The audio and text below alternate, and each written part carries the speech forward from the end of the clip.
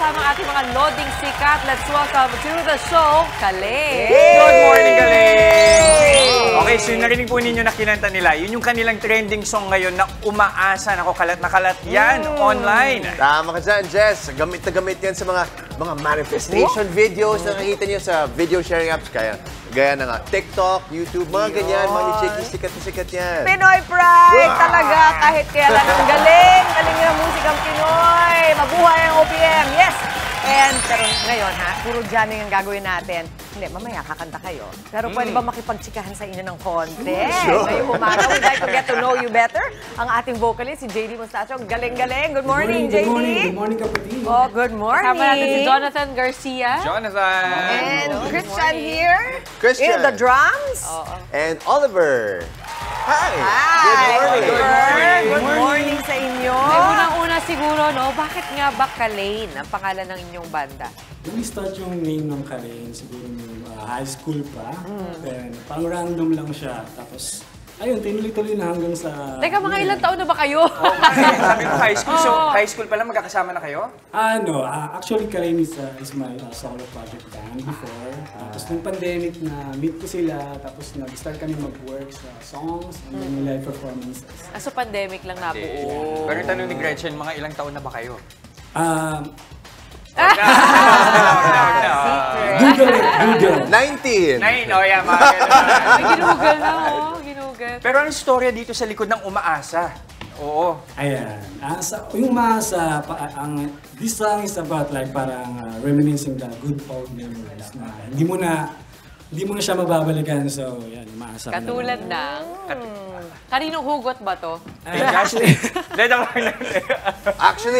so nandito ang lyrics ng Umaasa. oh yan, nag-google na yan. Sabi ko, mukhang familiar yung tema ng song na to, ha? Oo. So, tinan mo to. So, nilibot ang tahanan, tagpuan, wala ka.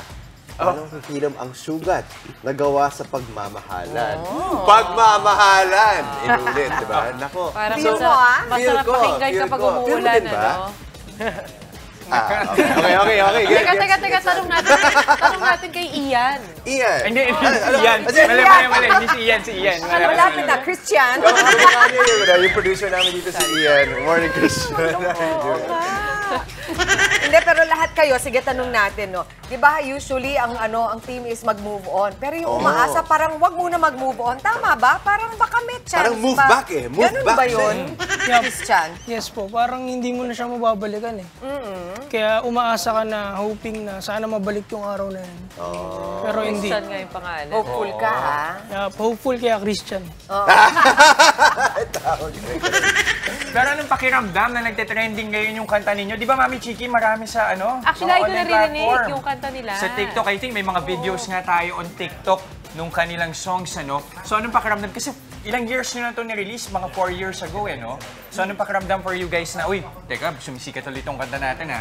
Ayan, medyo nakakagulat lang kasi, parang alam ng kapitbahay namin. Dati kong classmate, parang gano'n, kaya nakakagulat. Tsaka thankful din. Pero napakalamig ng boses mo. Parang sarap pakinggan sa panahon ng tag-ulan. Ano ba genre ng may tuturing yung musika nyo?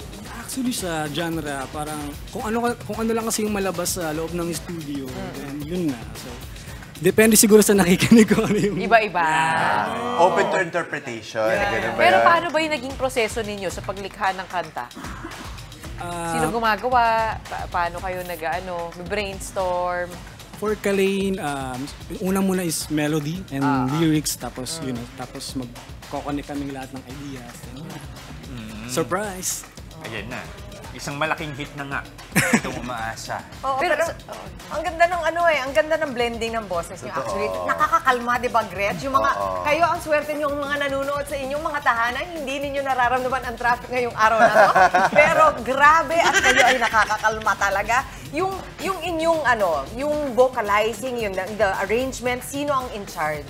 Ako po. Ikaw, sa'yo. Pero dito naman sa musika itong ating Oliver? Oo, si Oliver with the yun na ang proseso naman sa'yo. So, una yung melody, tapos kailan kayo pumapasok? Mostly po pagka talagang tapos na po yung idea po ng kanta. Oo. Tapos kami yung sa amin po kasi parang kami yung backbone ng kanta po eh. Para maging solid po yung Ay, hinahabol mong foundation sound. po. Ano yung hinahabol mong sound?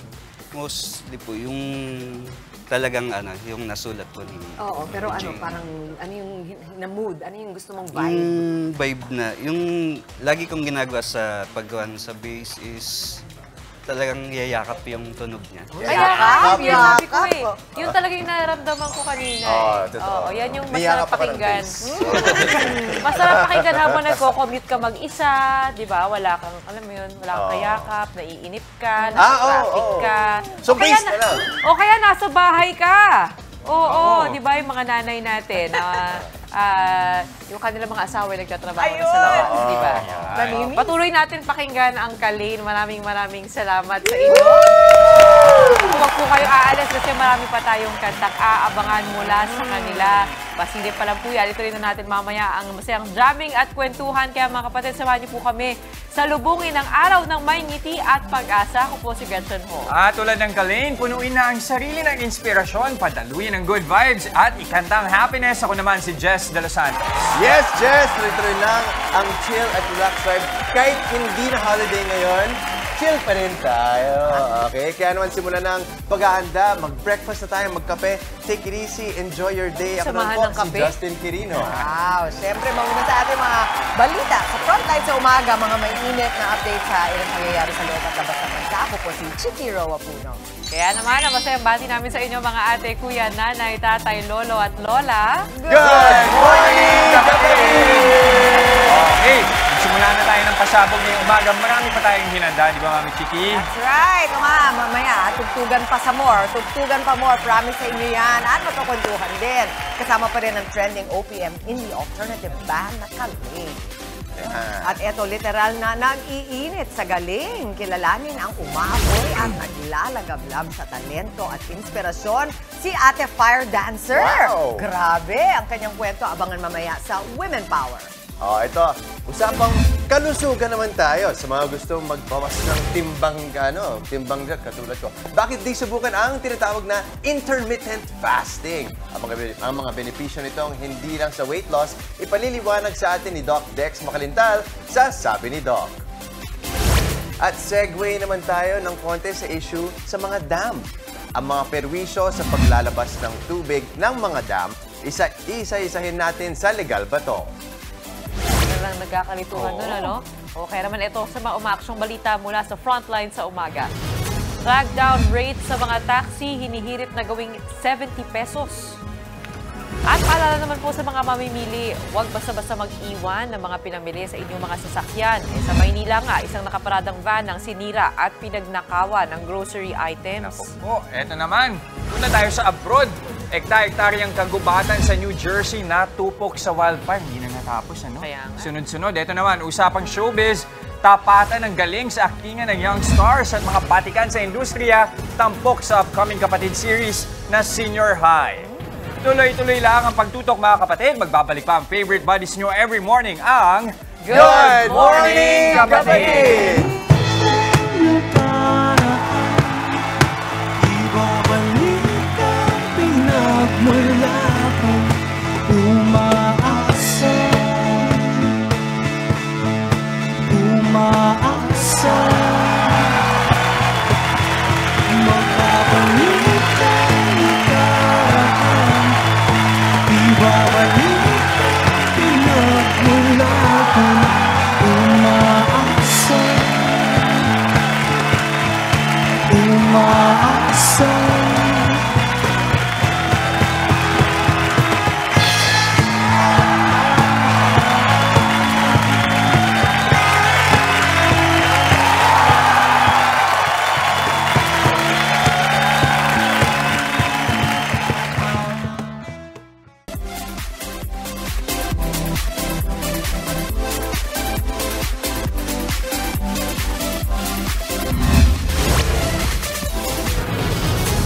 Narito na ang mga umaaksyong balita ngayong araw. Ihatid namin mula mismo sa frontline sa umaga.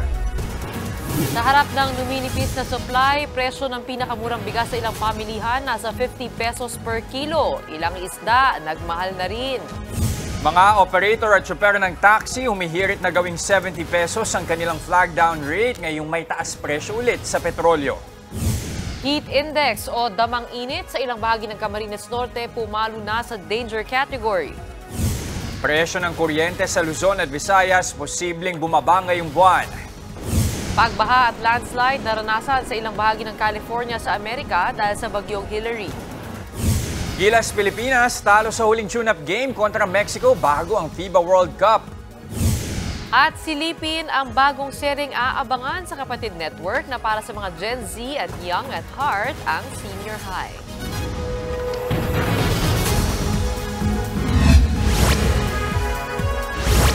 Patuloy ang pagsipa ng presyo ng mga bilihin gaya na lamang ng bigas at isda. Sa isang pamilihan nga sa Maynila, 50 pesos na ang pinakamurang bigas na mabibili. Live mula sa San Andres sa Maynila, nasa frontline ng balitang yan si Dave Abuel. Dave, totoo nga ba at magkano na ba yung bigas dyan ngayon? Jess, Gretchen, sumampa na nga sa 50 pesos ang pinakamurang mabibiling bigas sa isang pamilihan dito sa Maynila. Tumas din ang presyo ng kada kilo ng isda, kaya ang mga mamimili mapipilitan na namang maghanap ng paraan para makatipid. Kasabay ng pagtaas ng presyo ng produktong petrolyo, dagdag pasanin naman ngayon ang taas presyo sa bigas at isda. Simula kasi nitong Lunes, sumampa na sa 50 pesos pataas ang kada kilo ng bigas sa mga pamilihan. Ang presyo ng dinurado at sinandomeng 52 pesos na ang kada kilo mula sa 45 pesos na pinakamahal na mabibili noong Hulyo. Ang jasmine, ifugao at kokuyo rice naman halos 60 piso na ang presyo sa ngayon. Habang tig 50 pesos naman ang maalsa at special local rice mula sa dating 45 pesos per kilo. Ayon sa may-ari ng tindahan ng bigas na si Joan, nagsimulang tumaas ng 2 hanggang 4 pesos kada kilo ang iba't ibang uri ng bigas nitong unang linggo ng buwan. Hanggang pumalo na nga sa 50 pesos ang pinakamurang bigas dito ngayon. Sabi sa kanya ng mga distributor, dala ito ng mas mataas na presyohan ng palay at pataba. Bukod sa bigas, ikinagulat din ng mga mamimili ang pagtaas ng presyo ng isda. 240 pesos na ngayon ang kada kilo ng bangus mula sa 200 piso noong nakaraang buwan. Ang ulo ng salmon na dati 150 pesos ang kada kilo, ngayon 200 pesos na. Tumaas din ang presyo ng dalagang bukid sa 280 pesos mula sa dating 240 pesos.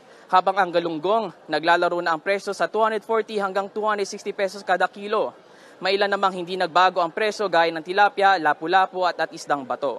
Ayon sa tinderang sinilda, mas kaunti talagang supply ng mga isda tuwing tag-ulan kaya nagmamahal ito. Narito naman ang reaksyon ng ilang mamimiling nakausap namin. Grabe pong presyon ngayon ng bigas. Wala na po yung yung 38 tsaka po yung dati pong mababa. 2 kilo. 2 kilo lang. Opo. Ayun lang po kaya ng budget ko eh. Bakit po kalahati lang ang binili? Sa hirap ng buhay na ngayon talagang tipid. Medyo konting bawas ng budget, ganon. Jess, Gretchen, umaasa mga mamimiling wag nang magpatuloy pa ang pagtaas ng presyo ng mga bilihin. Sa ngayon, pailang-ilang kilo lang muna ang binibili nilang bigas. Saka na lang daw sila bibili ng mas marami kapag bumaba na ang presyo nito. Pakalakalahating kilo lang din ang binibili ngayon ng mga bumibili ng isda dahil sa taas presyo. Jess, Gretchen. Maraming salamat, Dave Abuel. Isang buwan na ang taas presyo sa petrolyo pero hanggang ngayon wala pa ring preno ang oil price hike. Ngayong araw, Tuesday, nadagdagan ng piso at 10 sentimo ang kada litro ng gasolina. Habang ang diesel may 20 cents na dagdag per litro. 70 centavos naman ang dagdag sa kerosene. Ang oil price hike ay kasunod ng pagbabawas ng produksyon ng petrolyo ng Saudi Arabia at Russia. Apektado rin ang presyo ng mataas na demand sa Estados Unidos.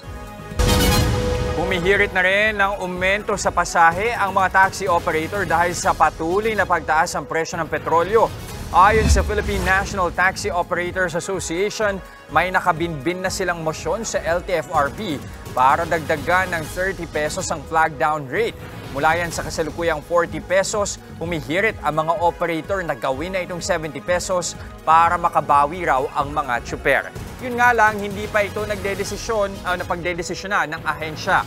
Matatanda ang September 2022 pa nang aprubahan ng LTFRB ang 5 pisong aumento sa flag down rate ng mga taxi para maging 45 pesos na. Pero sa ngayon, kulang na rin daw ito kahit pang gasolina. 5 pesos is not responsive. it's not reflective dun sa pangangailangan ng driver. Yung additional 30 sa flag down, kinumpute lang namin yan based sa 25 na 25 pasahero na nakukuha ng driver at an average. So if they are able to get around 25 passengers a day, yung additional 30 would translate to around 750 pesos na karagdagang kita para sa mga driver. This will offset yung karagdagang gastos naman dahil sa pagtaas ng presyo ng gasolina. Nagsimula na nitong Lunes ang taas singil sa toll sa Manila-Cavite Expressway o Cavitex.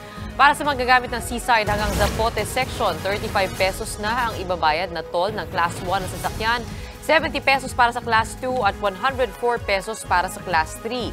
Para naman sa paggamit ng Zapote hanggang Kawit na bahagi ng Cavitex, 73 pesos na ang toll para sa Class 1, 146 pesos sa Class 2 at 219 pesos para sa Class 3 na sasakyan. Ito ang unang beses na nagtaas ng toll sa Kawit section ng Cavitex mula noong 2011. Epekto ang taas singil ng pag-aproba ng Toll Regulatory Board sa petisyon ng pamunuan ng Expressway noon pang 2017. Huwag kalimutang magbaon ng payong. Inaasahan kasi magdadala ang habagat ng ulan sa kanlurang bahagi ng bansa.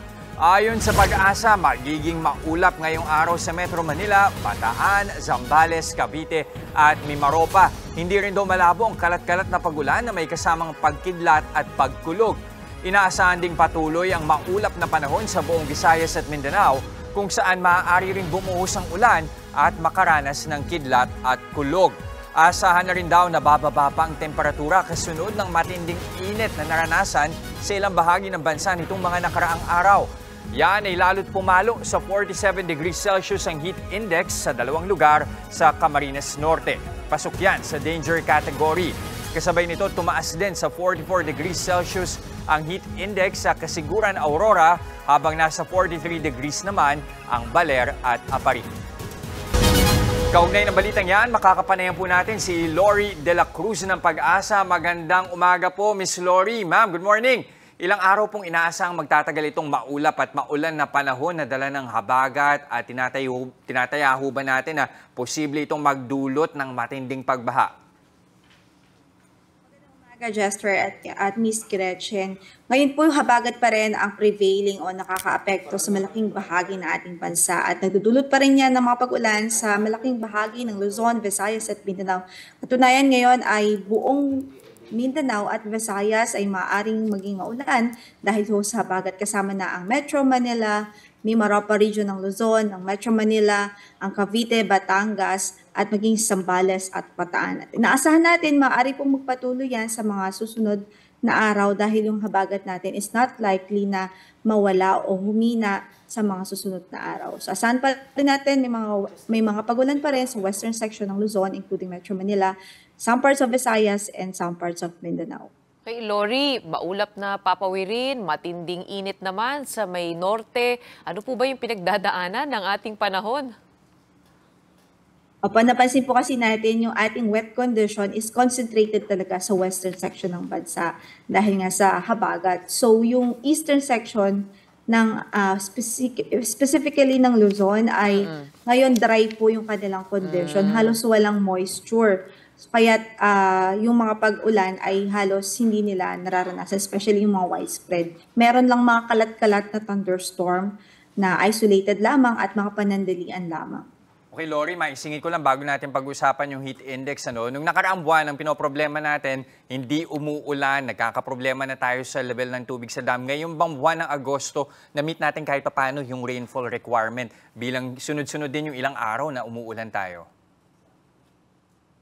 Ang makakapagbigay talaga sana, hopefully, ng detailed na ng detalye sa dam updates natin is yung ating hydrometeorological division. But definitely po, nakadagdag po ng ating dam water levels itong mga pag-ulan na naranasan natin ng mga nakaraang araw.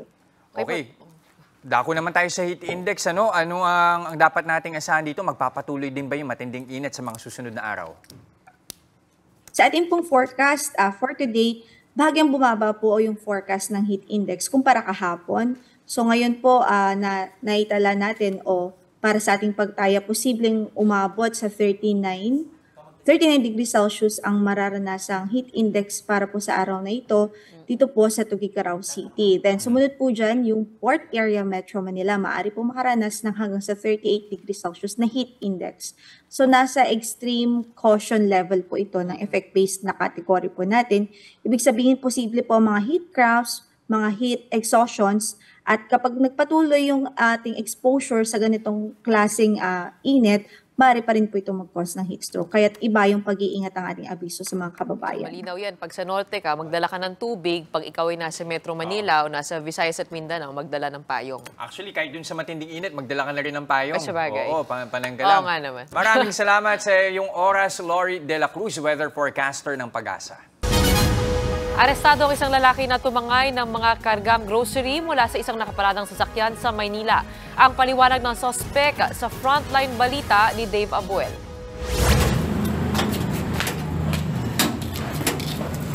Hindi na pumalagpa ang lalaking ito nang dalhin ng mga pulis sa presinto sa Pandacan, Maynila kahapon. Kinilalang sospek na si Raniel Bustillo. Inaresto siya matapos ituro ng ilang testigo na nasa likod ng pagnanakaw sa grocery items sa loob ng isang nakaparadang van. Bukod sa mga grocery items, tinangay din ang mga tools sa loob ng sasakyan. Aabot sa 30,000 pesos ang kabuang halaga ng mga ito. Yung mga groceries, pinantitinda rin ng biktima. So, wala silang enough space sa bahay nila. Kaya ginagamit nila yung L300 van, doon na nakastock yung mga itinitinda nila. Sa investigasyon ng mga pulis, sinira ng sospek ang bintana ng van para makapasok siya at matangay ang mga gamit sa loob. Nakita pa raw ng ilang testigo ang sospek na lumabas mula sa van. Yung ating complainant, meron tumawag sa kanya na concerned citizen na inilalako nga sa Karatig Barangay yung mga groceries, may mga groceries na ilalako at kasama yung mga tools. And then, tumutumba din dun sa description naman na ibinigay ng witness. Itinanggi naman ng sospek ang paratang. Bigay lang daw ng lalaking kinilala niya bilang si Alan ang mga na-recover na gamit. Yung grocery na konti, sa akin yun. Binigay niya sa akin yun. Yung konti rin grocery. Tapos yung pinabibenta niya yung Jack. Gabi yung binigay sa akin eh. Yung Alan, pinabibenta lang sa akin. Hindi na raw niya natanong si Alan kung saan galing ang mga ipinabibentang gamit. Hindi ko alam sir. Kailangan niya ng pera sir ako kasi. Ang pinabibenta niya sa akin sir, 500 lang. So baga ako na magagawa ng pera ko kung gagawin ko 600, 700. Nasaan ngayon si Alan? Hindi ko alam sir. Pag-alagala sir, kita nga natutulog eh. Sa record ng pulis, dati nang nasangkot sa kasong robbery at illegal possession of firearms ang sospek. Maharap ngayon sa panibagong reklamong robbery si Bustillo. Inaalam pa ng mga pulis kung totoo ang pahayag ng sospek kaugnay sa umano'y pagkakasangkot ng isang Alan sa krimen. Nagbabalita mula sa Frontline, Dave Abuel, News 5. Patay ang isang lalaki matapos saksakin ang sariling kapatid sa Daraguete, Cebu. Depensa naman ng sospek. Self-defense ang nangyari. Nasa frontline ng balitang yan, si John Aroa. Sa harap mismo ng kanilang bahay sa Dalaget, Cebu, humandusay at nasawi ang 39 anyos sa si Rinaldo Inopia matapos siyang pagsasaksakin nitong Biyernes ng gabi. Ang suspect sa krimen, ang 38 anyos niyang kapatid na si Renante. Ayon sa suspect, bigla na lang daw sumugod ang kanyang kuya sa kanilang bahay habang armado ng patalim. Bukas na ba't mo? Sabi niya, ikaw Ray, papatayin kita.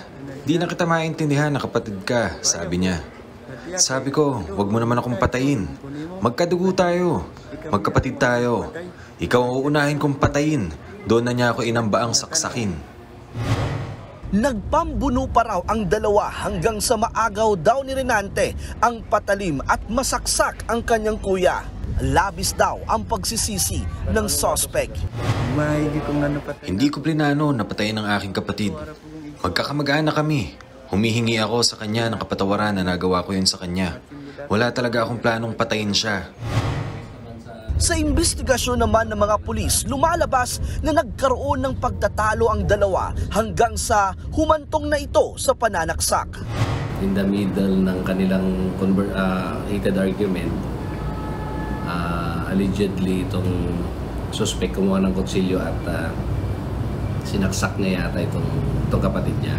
Parang itong namatay, parang allegedly na violent din. Parang siya, parang hot-headed ba, yung mainitin ang ulo. Nailibing na ang biktima kahapon. Nakakulong naman sa Dalaget Police Station ang suspect na mahaharap sa reklamong murder. Nagbabalita mula sa frontline, John Arua, News 5. Patuloy naman ang pakikipaglaban ng mga bumbero sa nagsisiklabang wildfire sa iba't ibang bahagi ng mundo. Sa Amerika, nagngangalit na apoy ang hinarap ng mga bumbero matapos sumiklab ang sunog sa New Jersey. Umabot sa 80 hektarya ng kagubatan ng tinamaan ng apoy. Sa ngayon, under control na ang sunog at wala pang komunidad ang nadamay. Wildfire rin ang problema ng mga bumbero at residente sa Evros region sa Greece, kung saan isa na ang naiulat na nasawi. Pahirapan ang pag-apula dahil sa malakas na hangin. Mabilis tuloy na kumalat ang wildfire. Nasa 60 wildfire raw ang sumiklab sa bansa sa loob ng 24 na oras. Sa pagtataya ng mga otoridad, kasing laki ng kalahati ng mainland France ang napinsalang kagubatan at lupain dahil sa wildfire. Natalo ang Gilas Pilipinas sa huli nilang tune-up game bagong FIBA World Cup kontra Mexico. Nakakuha ng maliit na bentahe ang Mexico sa third quarter ng laro, bagay na napanatili nila hanggang dulo. Final score, 84-77. Hindi naglaro si naturalized player Jordan Clarkson, maging sina Thirdy Ravenna at Bobby Ray Parks Jr. Siniguro naman ang pamunuan ng Gilas na walang dapat ikabahala sa pagkawala ni Clarkson. Kinailangan lang daw magpahinga ng 31-year-old NBA guard kaya hindi pinasok sa tune-up. 3 araw na lang bago kalabanin ng Gilas ang Dominican Republic sa simula ng kampanya nila sa World Cup.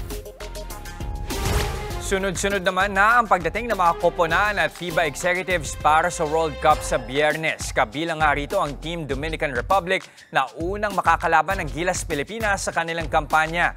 Nasa frontline ng balitang yan si Marty Bautista.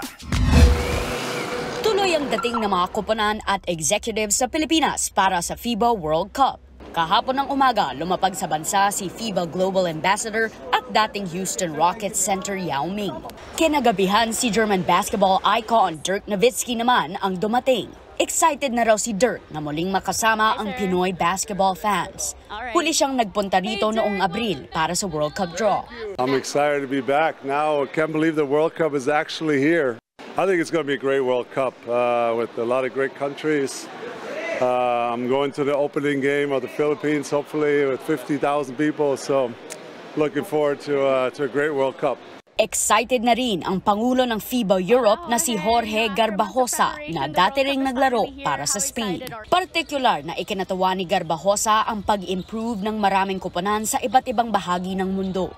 There's many because the level is getting better and better, and hopefully Spain, but United States, Canada, Australia, Germany, Latvia, France, Italy. There's a lot of such great teams, and everybody can be in the final phase.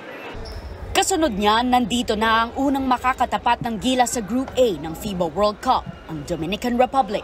Pangungunahan ang koponan ni Minnesota Timberwolves star Karl Anthony Towns. At para kay Kat, isang malaking karangalan daw para makalaro sa harap ng maraming Pinoy fans. My Filipino fans, thank you for all the support. I've seen all the tweets you guys done for me in the years. I'm so happy to be here. I always told everyone, all my Filipino fans, I would be here next year, and this is that year. Sumailalim din sa matinding paghahanda ang Dominican Republic. Pero anila, hindi nila iismoli ng Pilipinas dahil inaasahan nilang magiging malaking challenge si Jordan Clarkson. And Clarkson is an star too, you know. And we know that in offense he's very dangerous because he produces a lot of things. Filipinas have a great team. For us, it's a big motivation play against them. Big motivation. Habang nagsisidatingan na ang mga kalahok sa World Cup, patuloy rin ang paghahanda ng Gilas Pilipinas para sa Global Showcase. Inaabangan na ngayon ang magiging final 12-man lineup ng koponan para sa Worlds para buuhin ang roster bago ang deadline bukas, August 23. Nagbabalita mula sa frontline, Marty Bautista, News 5. Sa ating showbiz balita, sa pagtatapos ng Dirty Linen ngayong linggo, panibagong serye na swak sa mga Gen Z ang aabangan dito sa Kapatid Network. Yan po ang Senior High. Bibida dyan si Andrea Brillantes at iba pang young artists na sina Juan Carlos Labajo, Kyle Echari at Elijah Canlas. Gaganap naman bilang striktong ama sa serye si Baron Geisler. Isang advocacy series ang Senior High na tatalakay sa mga issue ng bullying at mental health na kinakaharap ng mga kabataan. Sa susunod na linggo na mapapanood ang Senior High mula Lunes hanggang Biyernes tuwing 9:30 ng gabi dito sa TV5. We hope so talagang na sana hindi to matwist into something na hindi namin ginusto. Like, madami po kasing actually mga shows na nag-try mag-advocate sa mga issues na ganito, but instead of helping them, mas tumaas yung mga rates ng mga suicide, mga drug users. Here, we're trying to not romanticize it and instead ipakita kung gaano ka maaapektuhan bilang tao and yung family mo. Kami mismo about our personal experiences para kami yung mismo may input. And that felt collaborative, that felt respectful, and we really liked that process. So, yung mga nababasa din sa script minsan, yun din yung mga sometimes personal experiences or whatever para maging makatotohanan din talaga siya. Mahigit isang dekada na ngang kabilang sa listahan ng pinakamalaking K-pop star si Sandara Park, pero di pa rin nakakalimutan ni Dara ang kanyang pagmamahal sa kulturang Pinoy. Sa kanyang Instagram post, ibinahagi ni Sandara ang literato niya kasama ang ibang K-pop stars habang nakabarong.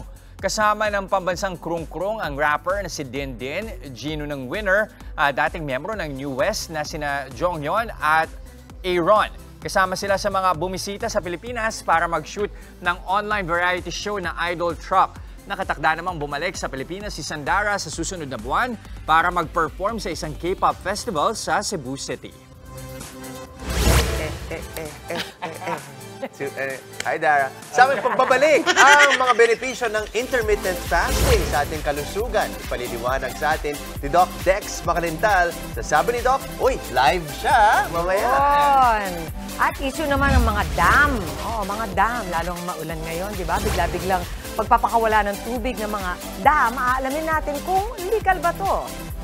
At sa Women Power, nag-iinit na talento ng nakilala kong fire dancer, si Lipin. Huwag kayong aalis, magbabalik pa ang inyong fave morning buddies ang Good Morning Kapatid!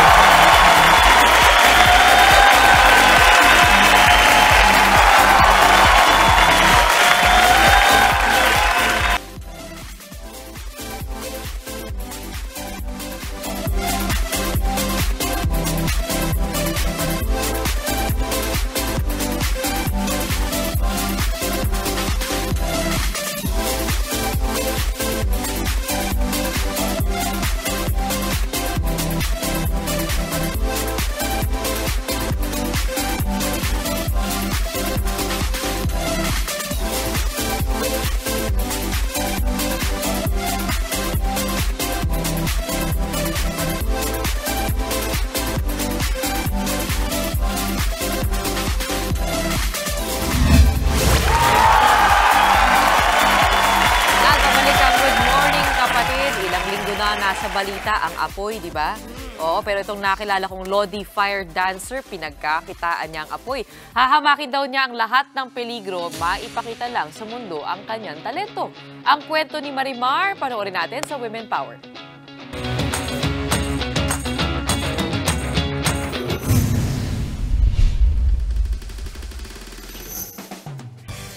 Nag-iinit, naglalagablab, at umaapoy sa galing. Ganyan kung ilalarawan ang bawat pagtatanghal ng fire dancer na si Marimar. Taong 2014, nagsimulang magliyab ang karera ni Marimar. Hindi raw biro ang ensayo bago niya nagamay ang fire dancing. Yeah, so sa beginners, pwede tayong same time. Pwede mo siyang i-wide. Same time, wide. So bibigyan mo siya ng variation, pwede mo siyang split time. Dahil kailangan gumamit ng apoy sa pagtatanghal, hindi raw maiiwasan ni Marimar na mapaso. Pero deadma siya dahil sabi nga nila, the show must go on. Dito po, tapos sa paa, meron din po. Hindi po maiiwasan kahit talagang maalam ka na meron talaga insidente, especially kapag pumahangin. Yun po ang kalaban namin, yung hangin. May times na yung hangin papunta dito, so yung apoy papunta rin po dito. Bukod sa mga paso ay may ilang pagkakataon daw na nakakainom siya ng kerosene habang nagpo-perform. Nangyayari po, sasakit yung tiyan, tapos lalabas yung masamang hangin yan. Pero after po nun, mag-ano lang po kami, inom na po kami ng sterilized milk yon. Para mag-cleanse lang kami ng mga 1 week. Isa sa mga lodi at inspirasyon ni Marimar pagdating sa fire dancing dito sa Pilipinas ay ang dating aktres na si Rachel Lobanco. Ayon kay Marimar, bihira ang mga babae na sumasabak sa fire dancing. Kadalasan daw ay mga lalaki at trans ang namamayagpag sa ganitong klase ng trabaho. Ilang knowing ang mga babae, meron tayong term na may takot, may maarte, may kinakabahan. May mga ganun po tayo sa mga normal thing ng mga babae. Para kay Marimar, sulit ang init at paso na nararamdaman sa kanyang bawat performance dahil kapalit naman ito ang paghanga ng mga tao sa kanya. Ang galing ko nga daw po and di daw po ba ako natatakot. Sinasabi ko lang yun po talaga kasi yung gustong-gusto kong gawin. Kaya kahit mainit, kahit mapasok ka na, okay lang. Kasi as long as nakikita mo yung guest na natutuwa and satisfy sila sa pinapanood nila, very fulfilling na para sa aming mga performers. Para kay Marimar, kahit pa kaakibat ng kanyang propesyon ang peligro, hindi daw niya tatalikuran ang pag-fire dancing. Dahil bukod sa marangal itong trabaho, dito niya na ipapamalas ang kanyang tapang at galing. Ang hirap yung ginagawa niya. Kaya niyo ba yun? Yung medyo malapit kayo sa apoy. Ako yung pag-lighter nga lang. Ako rin. Yung pag ganun nga lang ng apoy sa kanila, di ko na diba? magawa. Oo nga. Imagine mo pa yung ganun-ganun niya. Oo. Pag nakakakita tayo ng ganyan, Si Mami Chiki, pakiramdam ko kaya. Oo, Pili si Mami Chiki. Hindi, sasabihin ko nga pag nakikita ko na may mga ganyan, nanunod talaga ako. Yung parang hindi mo mapakawalan, hindi mo mabitiwan. Kasi di ba yung element of danger nandun, syempre ayaw mo siyang masunog, mapaso, pero yun nga, inaakit kan talagang panoorin. Tapos nakaligtas, walang nangyari. Ang galing. Ang galing. Pero Mami Chiki, kaya mo ba uminom ng kerosene? Ay, basta may kasunod daw na gatas daw di ba? Mga mami, do not try this at home. Wag. Opo, dahil kita natin sa Marimar, grabe yung ensayo, grabe yung training. Tsaka ang ganda nung postura niya, napaka-graceful niya habang ginagawa. Galing. Akala natin ganun-ganun lang yun, pero hours of training ang kailangan para ma-achieve yun. Sa matinding inspirasyon para gawin yun everyday, para gawin yun sa hanap buhay. Oo. Meron siyang purpose. Diba?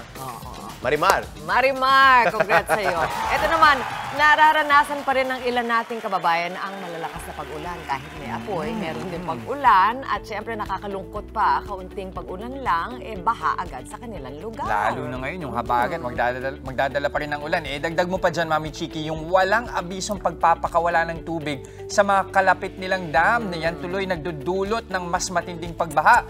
Ang batas tungkol sa isyong yan sasagutin ni Attorney Buko sa Legal Bato. Berto, napakawala daw ng tubig yung dam. Ano ba naman yan? Alam naman nila magpapakawala sila ng tubig, hindi man lang sila nag-abiso sa mga residente dito. Information naman, no? Attorney, nagpakawala ng tubig ang dam sa lugar namin nang walang abiso. Legal po ba ito? Hindi po ito legal. Mayroong katulad na kaso ito, National Power Corporation versus Court of Appeals noong May 16, 1988. Sa kasong ito ay napilitang magpawala ng tubig ang Angat Dam dahil sa bagyong Welming.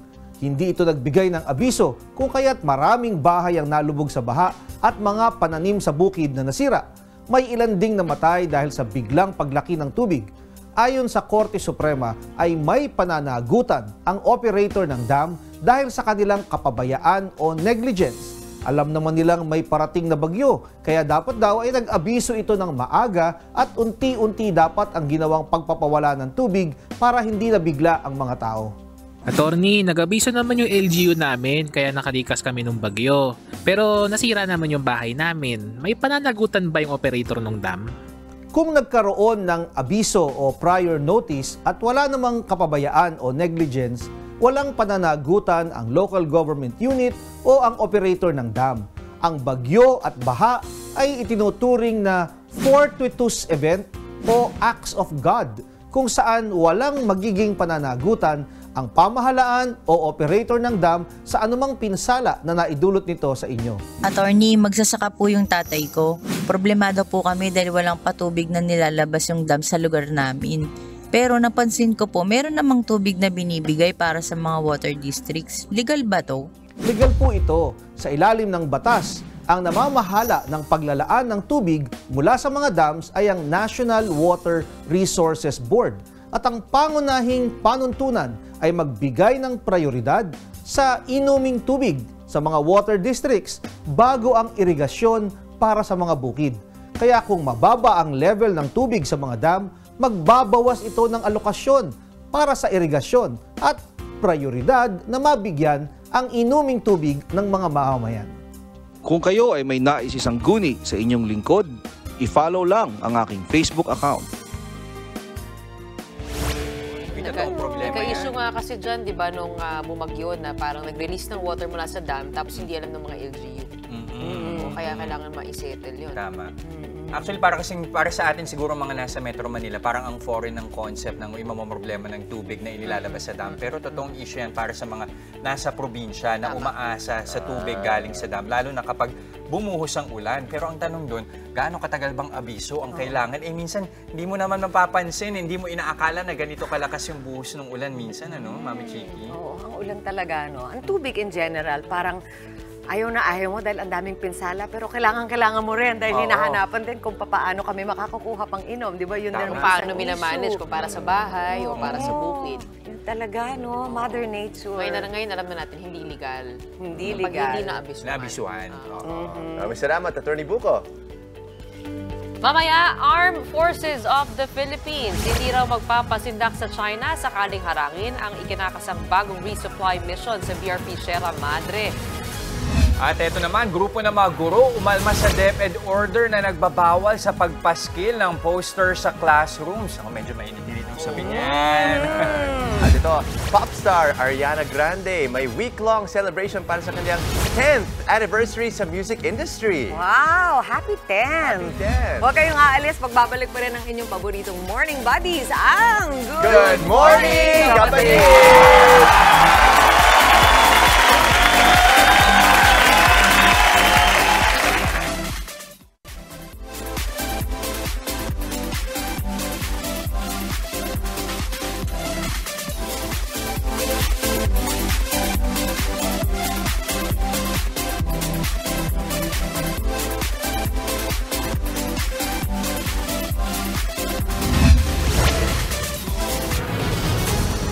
Ito naman ang ating mga umaaksyong balita sa Frontline sa umaga.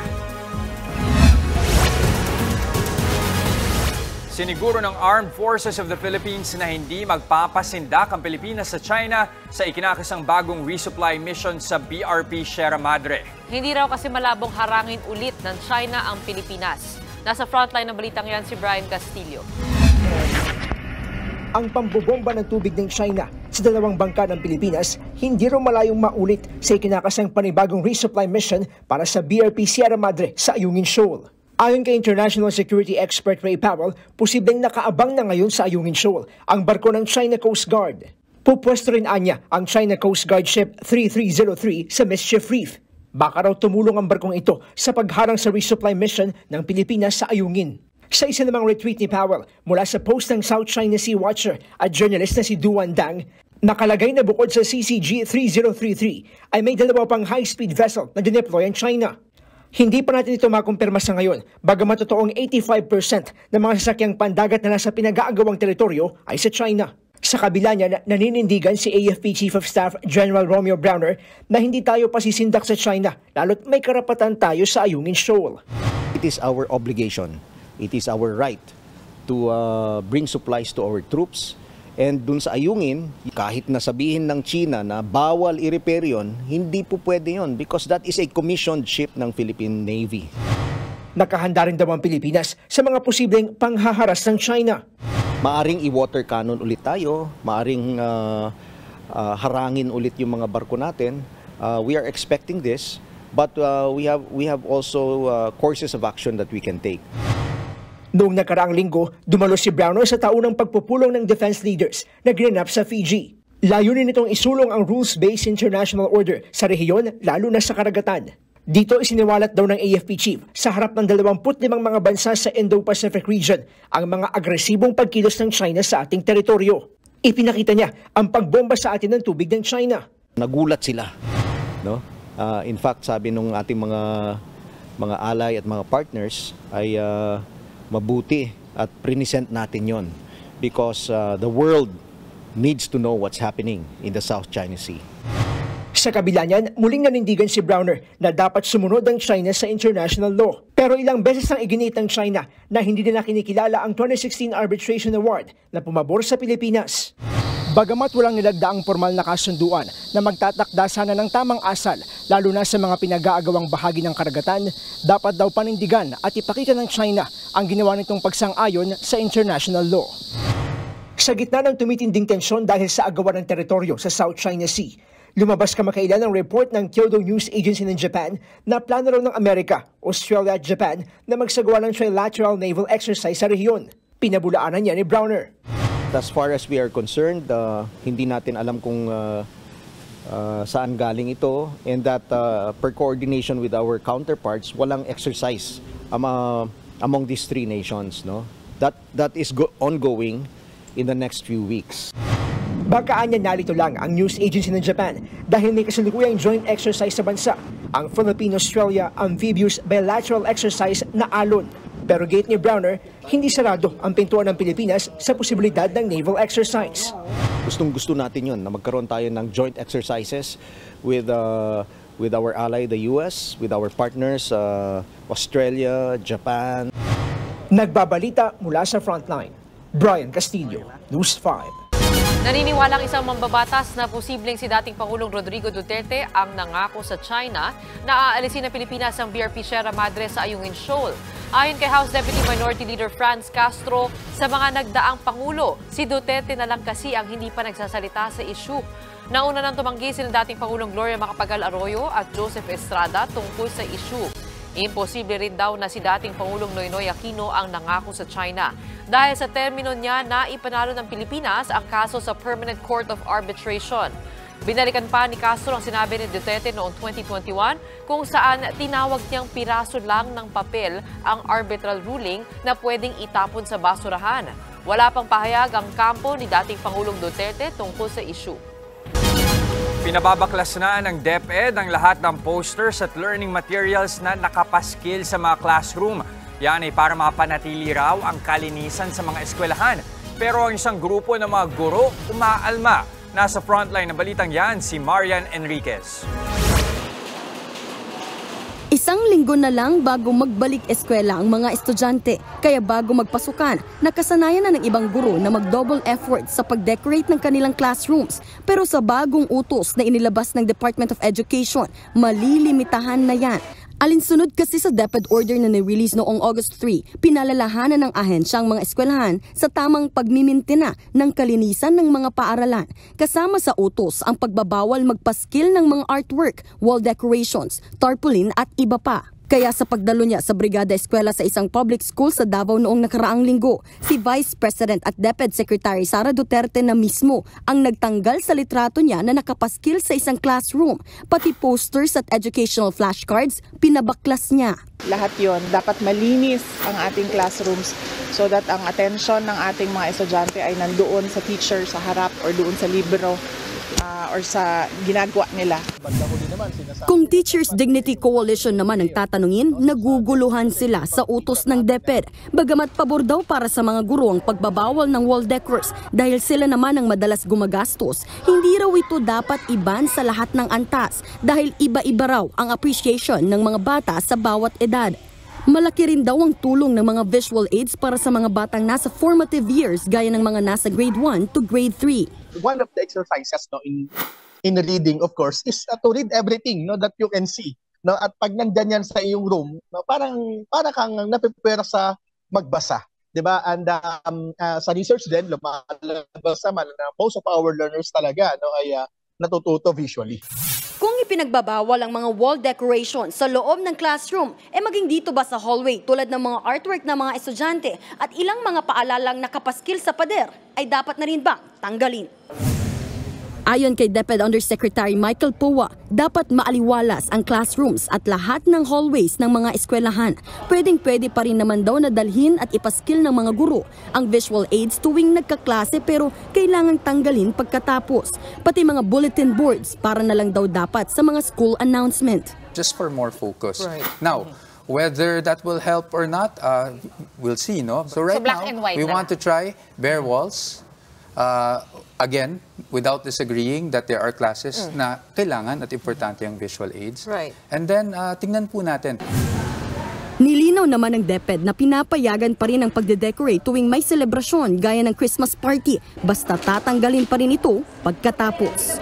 Nagbabalita mula sa Frontline, Marian Enriquez, News 5. Mahigit 200 pamilya ang nawalan ng tirahan matapos ang sunog sa Zamboanga City. Nasa frontline ng balitang yan, si Ian Suyu. Nagngangalit na apoy ang gumimbal sa mga residente ng Barangay Camino Nuevo sa Zamboanga City nitong linggo ng gabi.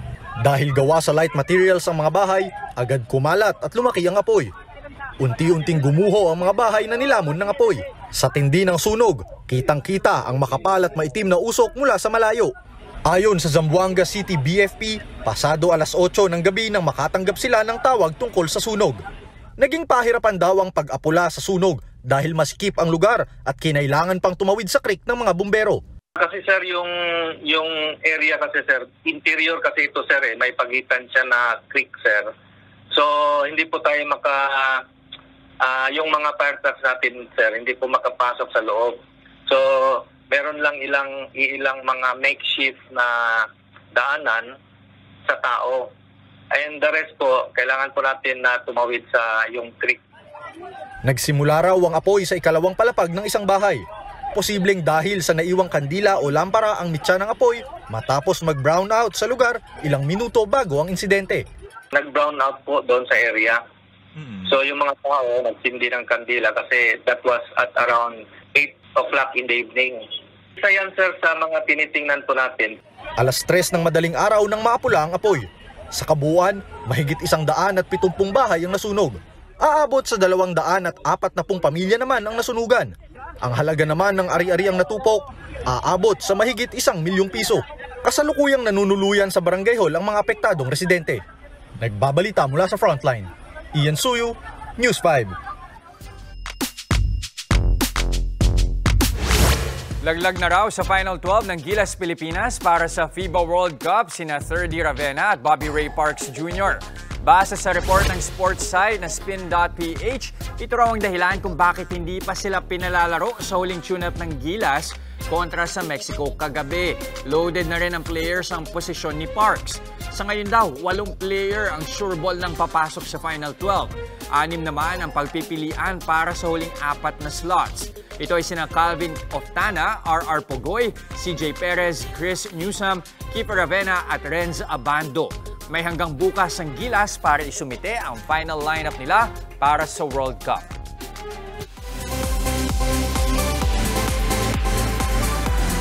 Magkakaroon naman ng week-long celebration ng pop singer na si Ariana Grande para sa kanyang isang dekada sa music industry. Magsisimula na yan ngayong Biyernes kung kailan ilalabas ng singer ang deluxe digital edition ng kanyang 2013 debut album na Yours Truly. Meron ding live performance si Ariana ng kanyang hits na Honeymoon Avenue, Daydreamin', Right There, Tattooed Heart, at The Way. Meron ding question and answer portion ng singer sa August 26 at 28. Sa August 30 naman, isi-celebrate ni Ariana ang kanyang 10th anniversary sa music industry. Parang more than 10 years eh. Oo. Sa ano ko? Parang sabay kami lang makinito ni Ariana. Wow! Wow! Congrats, Ariana, for 10 years. Susunod, intermittent fasting. Pinakamabisa nga bang paraan para magbawas ng timbang? Pag-uusapan natin yan kasama si Doc Dex Makalental. Tuloy-tuloy lang ang Good Vibes. Kasama pa rin ang inyong paboritong kasalo sa umaga. Good morning, kapatid!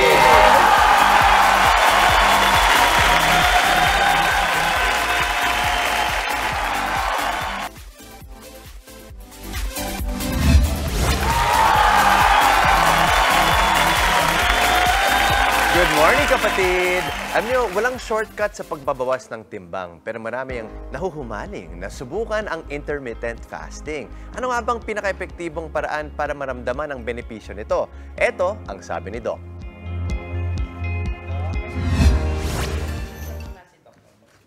Nakapokus sa kung ano ang dapat mong kainin. Pero iba ang intermittent fasting. It is all about when o kailan ka dapat kumain. Sa intermittent fasting, kakain ka lamang sa itinakda mong oras. Maraming paraan ang ganitong klase ng fasting. Pero isa sa pinakakaraniwan ang 16-8 intermittent fasting.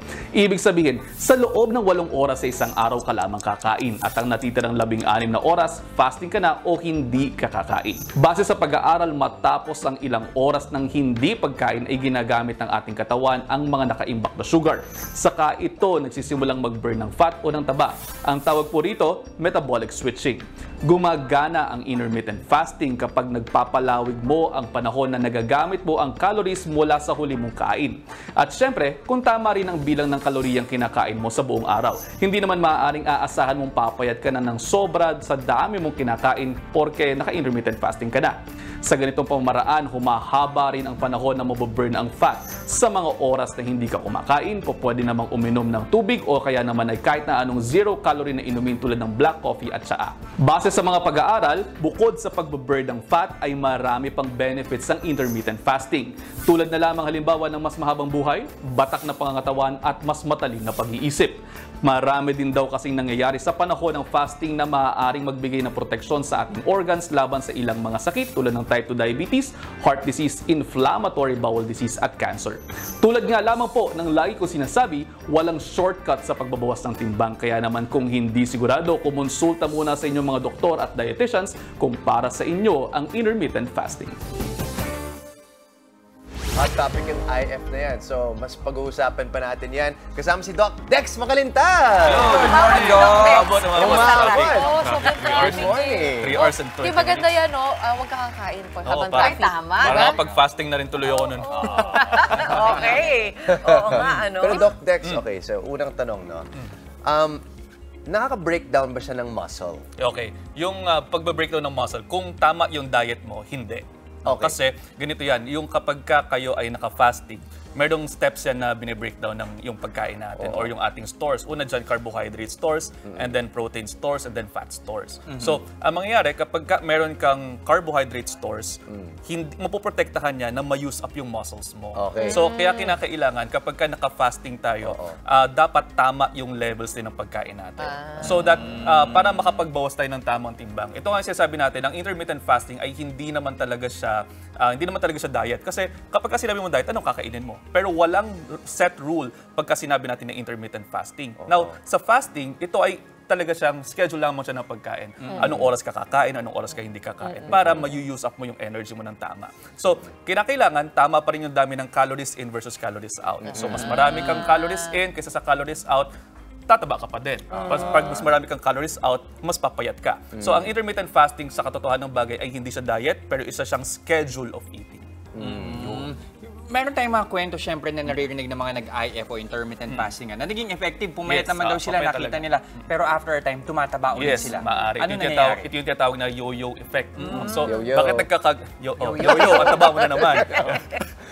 Kapag nagkakaroon ka kasi ng metabolic switching, okay lang naman sana yun. Pero kung hindi mo ma-maintain yung number of calories in a day, pwede ka talagang tumaba. Pwede talaga siyang mag-rebound. Kasi nga, sabi nga natin, ang intermittent fasting ay isang schedule lamang ng pagkain. So, nililimitahan natin. Kunyari, 16-8 nga. So, 8 hours kang kakain. Tapos 16 hours kang hindi. Tapos hindi ka nakapag-dinner or hindi ka nakapag-breakfast. Definitely, yung kalorya na kakainin mo na allowed sa'yo ay mababawasan.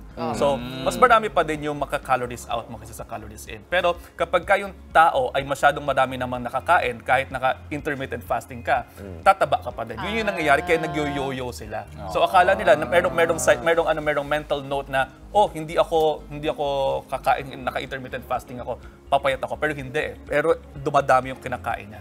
So, ganun na nangyayari. Hindi ba nakaka-ulcer yun, Ayun. Yun, good question. Side effects ng intermittent fasting po, pwede kayong magkaroon ng ulcer like dyspepsia. Bukod sa ulcer like dyspepsia po, pwede rin magkaroon ng kapag masyado mong na-mobilize yung fat stores, yung iyong gallstone. Kasi kapag masyado na-mobilize yung fat stores natin, tataas masyado yung taba, gagawa ng masyadong panunaw ng taba. Pero sa There goes your mga gallstone. pasyente mo, gaano katagal nila kayang gawin itong diet na to? Depende sa kanila. So, sa mga pasyente ko, meron namang kaya na 1 taon, 2 taon. Pero hindi siya panghabang buhay. Hindi panghabang buhay.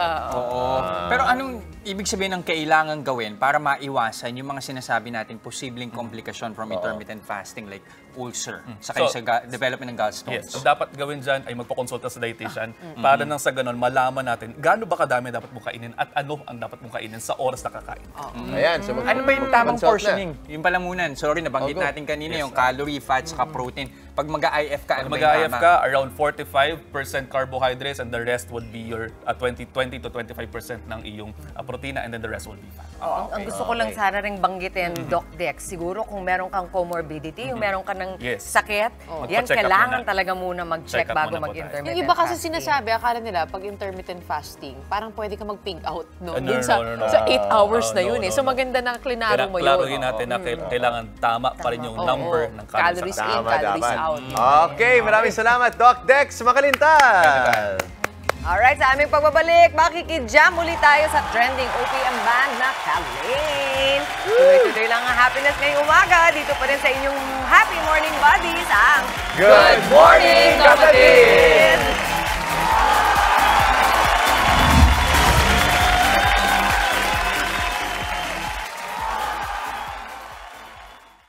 Isang makabulang umaga po ang naihatid po sa inyo ng inyong bagong morning barkada. Sana'y nag-enjoy kayo sa aming pakulo this morning. Kita-kits pa rin po tayo bukas, ha?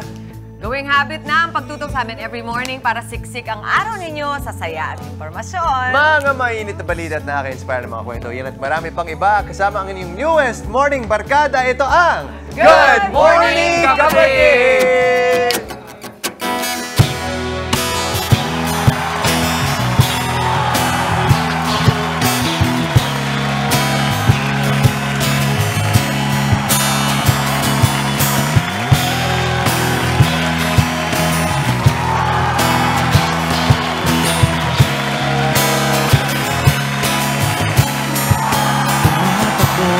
Oras